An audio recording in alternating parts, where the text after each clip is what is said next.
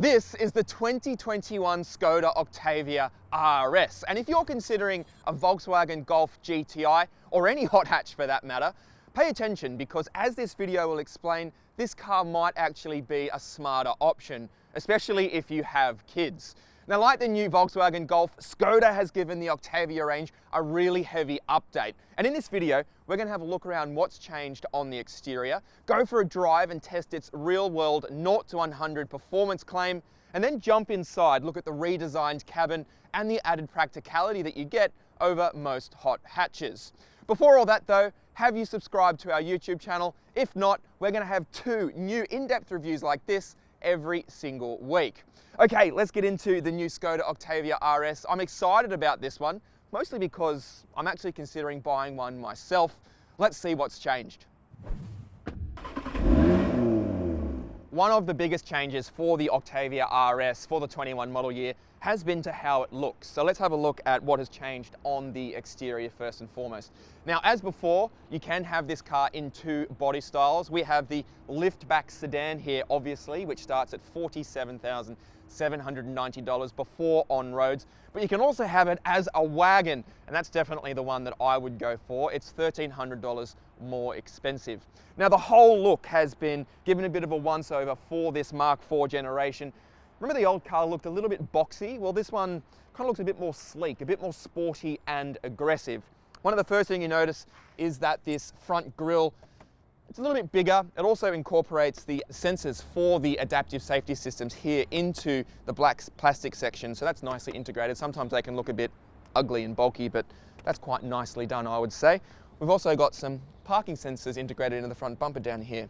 Now, headlights, that's another big change for this 21 model year. Remember the old car had body-colored sections that ran through the center of the headlight design? Well, now we don't have that, and the headlights themselves, LED, automatic, and they're also a matrix design, so it'll actually block out sections of the road ahead as traffic comes towards you, which is a handy feature. RS versions also score unique bumper designs front and rear. We also get black detailing like on these mirrors, which are heated and folding. Also some black detailing around the window surround here. And wagon versions also get black roof racks, but this liftback version doesn't get roof racks, which is a bit of a bummer. Now, wheel design. Skoda always does really cool alloys on its performance models, and this car is no exception. It's kind of a 5-spoke design, looks like an angry flower, and it's also coated in something called anthracite, which is a hard form of coal. That's on these black sections here. I have no idea what that does, but it does sound pretty cool to tell your mates down at the pub. In terms of the size, we have 19-inch wheels as standard, and lurking behind them, of course, is the obligatory red brake calipers, which signify this is a high-performance model. In terms of the whole stance of the car, I think Skoda's designers have got it spot on. RS versions sit 15 millimeters lower compared to regular Octavias. I think it looks aggressive without being too over the top. Around the side of the car, these wing mirrors also have a little puddle lamp which comes out underneath at night time. And in terms of exterior colors, we have 7 to choose from with this new RS. My favorite being the Mamba green. It is really eye-searing and eye-catching. This white is nice, but it's a little conservative for my taste. Moving around the back of the car, the first thing you notice is this redesigned taillight, which now cuts all the way into the boot lid itself. I think it looks really cool. I also like the LED light signature, which is pretty aggressive and angular. Remember the old car as well was a little bit boxier at the back? This one is certainly now more sleek. The old one also had a bit of a rear spoiler that was tacked on, but this new car, this black spoiler is actually integrated into the lip of the boot lid itself. I think it looks better. The one way you can tell if this RS is the new version is the Skoda lettering, like all new Skoda models, is now in much larger font, runs full width across the tailgate there as well. We also have some more parking sensors in the rear bumper and 2 huge chrome exhaust outlets, and they are real, luckily, unlike a new Tiguan R-Line, which is a bit of deception going on there. Here, these are actually real. The outlets themselves aren't as big as these chrome outlets, but hey, you can't have it all. Now, the real reason to buy this car over a normal hot hatch is the boot. Electric tailgate, and you open it up to discover, look at that, that is absolutely enormous. In this liftback sedan version, we've got 600 or thereabouts litres of luggage capacity. And if you go for the wagon, that goes up to 640 litres of luggage capacity. To put that into perspective, a Golf GTI has about 380 litres. So if you have kids, you've got prams, you've got a dog, you've got an active lifestyle with wetsuits and all sorts of stuff, this car is going to swallow all of your gear, no trouble at all. And it's a Skoda, so the boot has been cleverly and thoughtfully designed. Things like this boot floor, which is reversible. So one side we've got a carpet finish on it, and the other side is finished in plastic. So if you've got wet stuff or wet dog, you can just chuck it in there, and it's not going to make your carpet all mucky and gross. We've got heaps of tie-down points as well. Really big sort of side luggage compartments here with their own straps so things won't roll around. We've got lots of luggage nets, and these levers also automatically drop the rear seats, which fold 60/40, and there is even a ski port down there for longer items. So the boot itself is really, really cleverly thought out. And if anything, the whole cabin of this car has probably changed more than the exterior of it. But before we jump into that cabin, let's take this car for a drive to see how fast it is in the real world.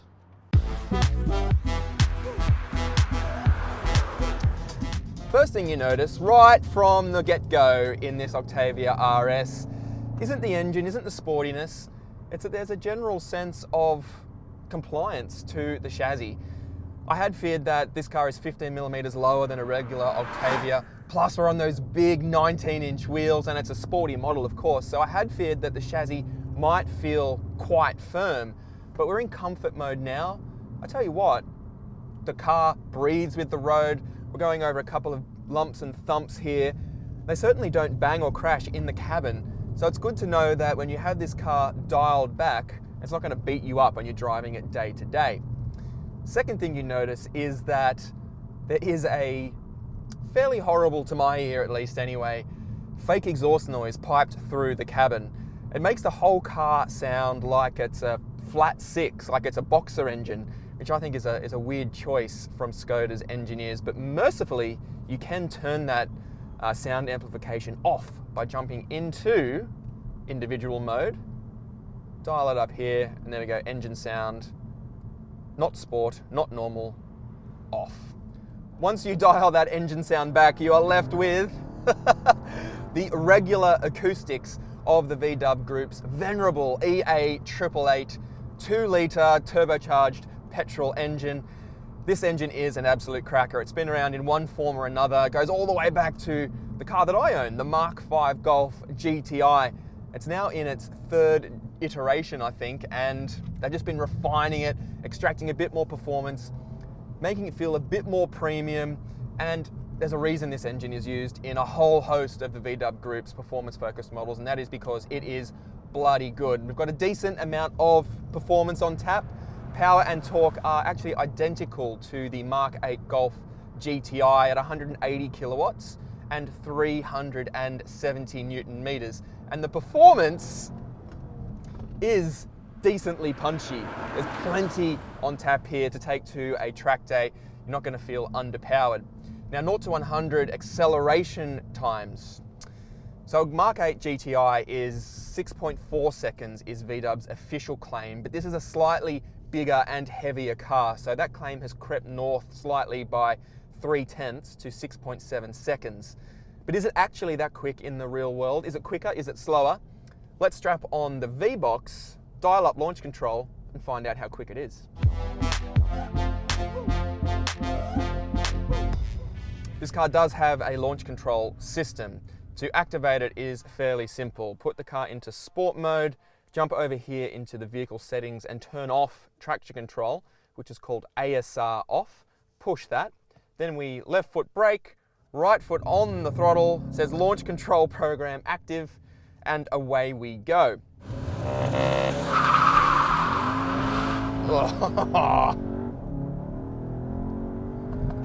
So that run, all we got was miles and miles of wheel spin, as you would have heard, and I can now smell. Even so, that was 0 to 100 in 6.9 seconds. So actually only a few tenths away from the official claim, even with all that wheel spin at the beginning. So this car can definitely go quicker. Launch control active, and away we go. Oh, little less wheel spin, but we're away now. That felt quicker. So yeah, bang on, 6.7 seconds to 100. There's definitely more time in it because we still had a heap of wheel spin at the get-go there. This car could be, I reckon, 6.5, 6.4 seconds to 100 k's an hour. So it is still a fairly potent hot hatch in a straight line, even though it is a bit bigger, a bit heavier, has a bigger boot than something like a Golf GTI. Not bad, little Skoda. Underneath, this car rides on the VW Group's venerable MQB platform, and that means the bones are good. I've said before that anything that rides on this platform is pretty much guaranteed to ride and handle pretty well, and I'll say it again, because the fundamentals are absolutely bang on. The seating position is pretty much perfect. I can get nice and low. These Octavia RS seats are very, very supportive. I've got lots of lateral support and they're pretty comfy as well, which is fantastic. Exactly how responsive, how sporty and aggressive your chassis is depends on which drive mode you have selected. We've got 5 of those to choose from. Eco, normal, comfort, they're the ones you use every day. But on a windy road like this, the 2 we want to explore are sport and individual. Dial up sport, everything gets heavier, more responsive, the steering gets meatier as well. The steering itself is pretty good actually. It's very responsive straight off center. The weighting is pretty meaty, as I mentioned earlier, and the rate of response is pretty fluid, and it's a very accurate rack as well. Now, if you go into individual mode, we have more parameters to play with. This car has the optional premium pack fitted, which is quite expensive at $6.5 grand. But it does add some niceties like a head-up display. We've got a more premium sound system. It also, importantly, when we're on a road like this, adds adaptive chassis control, which means we have 14 or 15 different settings for the adaptive dampers, all the way from the most relaxed and comfortable up to the sportiest and most aggressive. So let's whack it in its most aggressive setting now, see what it's like.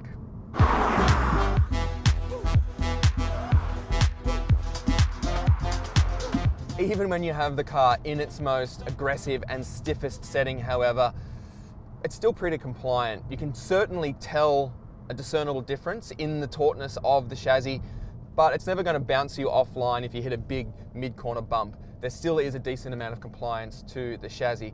And in its most aggressive setting, the steering is nice and meaty. It's a pretty good rack, this one. It's nice and accurate. There's plenty of grip at the front end. This is a car that you could take to the occasional track day and have an absolute blast in. Brakes are very strong, no complaints there. And the gearbox, it's a DSG, Volkswagen's 7-speed DSG. And on the move like this is where DSGs really come into their own. Downshifts are fast, and on the way out of corners, upshifts are also very, very quick and assertive. So Skoda has struck quite a nice balance with this car between being sporty, responsive, and aggressive enough when the road gets twisty, but also retaining that sense of comfort, polish, and compliance to the chassis. It's never quite as fun or as aggressive as something like an i30N when you are driving the car hard. So if you are a keen driver, I think an i30N, especially now it has a DCT option, is going to be more fun for you.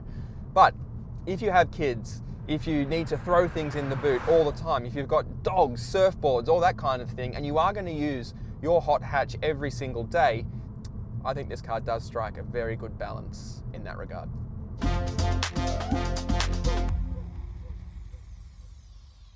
Jump inside the RS, and the first thing you notice is that in this Octavia RS you get a specific little welcome message on the digital dash there. Kind of glows red, looks really cool. The second thing you notice are these enormous sports bucket seats. I mentioned before that this car is fitted with the $6,500 premium pack. That adds some goodies like a head-up display. It also means these seats are electrically operated and heated in both rows. Seats themselves, very, very comfortable, very supportive.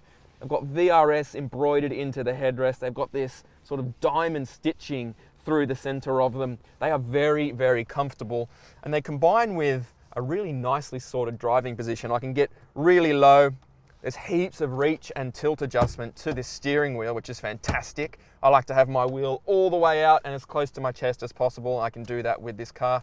Shift paddles here, we spoke about those earlier. Steering wheel design itself is very, very nice. It's a good size. The rim isn't too thick. Some manufacturers, BMWs, are culprit of this. Fits really thick steering wheels to the sporting models. Doesn't make it very nice to hold, but in this car, it does feel very natural. We are getting loads of equipment as well. I mentioned that fully configurable digital display earlier.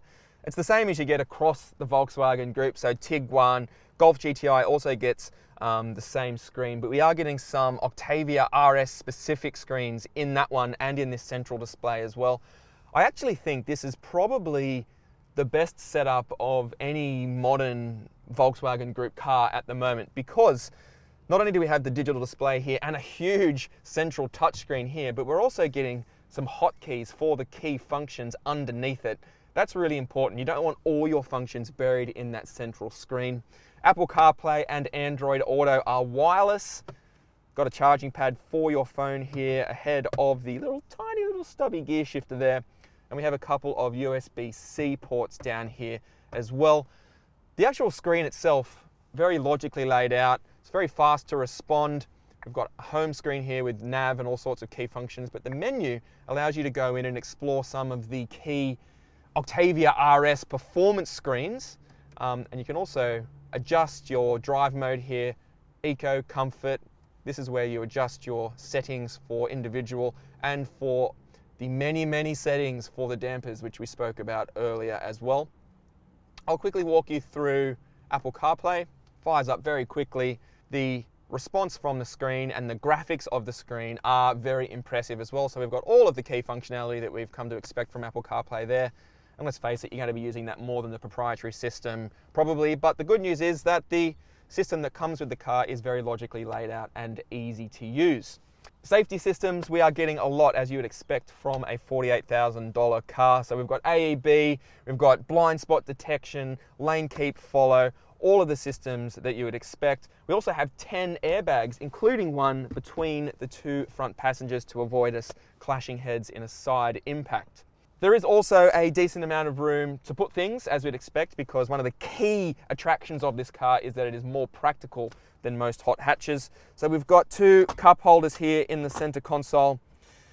I did say this car was practical, but my oversized Corona drink bottle doesn't fit. They're very European, these central cup holders. They're a little bit narrow. So even my small takeaway cup struggles to fit in there. A can of Red Bull would probably be more at home in those central cup holders. But we do have this big bin here in front of the gear shifter, and quite a large little cubby here in the center console as well. Being a Skoda, we've got a couple of clever little touches like this little rubbish bin in the door pocket, which can go from either side. The door pockets themselves are lined with felt, so they're flocked, which is very important so things don't slide around and rattle, and they're quite big. So my oversized drink bottle does fit in there very, very easily, along with a couple of takeaway coffee cups. Got another little storage cubby down here for your wallet, keys, if you need to. Speaking of keys, I'm a big fan of a place to put the actual key, and this car has a little slot here. And this key itself is actually the same as a modern Golf GTI. It's exactly the same, but it has a little Skoda badge on the back.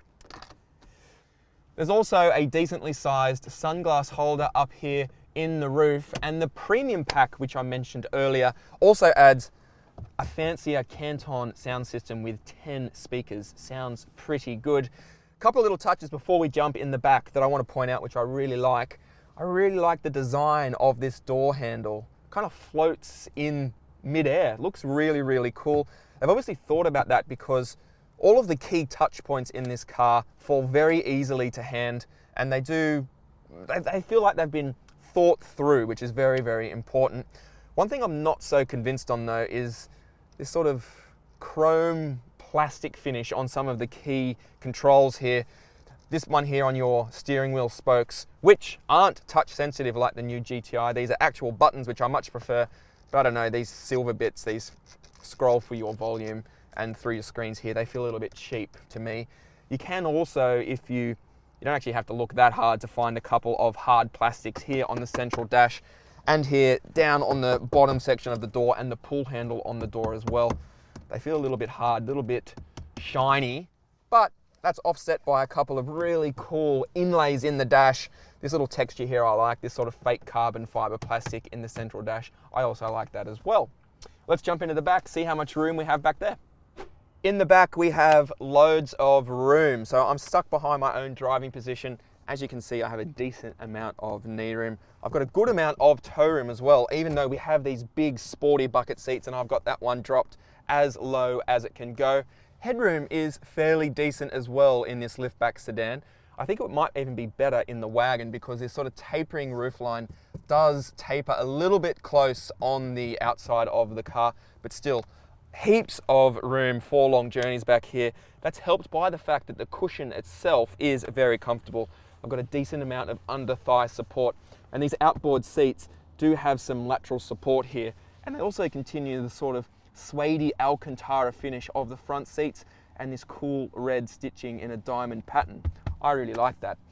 Vision out is fairly decent as well because we have low window sills back here, although it is hampered a little bit because these huge tombstone sport seats at the front do limit your forward vision a little bit, and this car doesn't have a sunroof at all, so it can feel a little bit dark in here, but you can increase the general sense of airiness and room by optioning a panoramic sunroof for $1,900.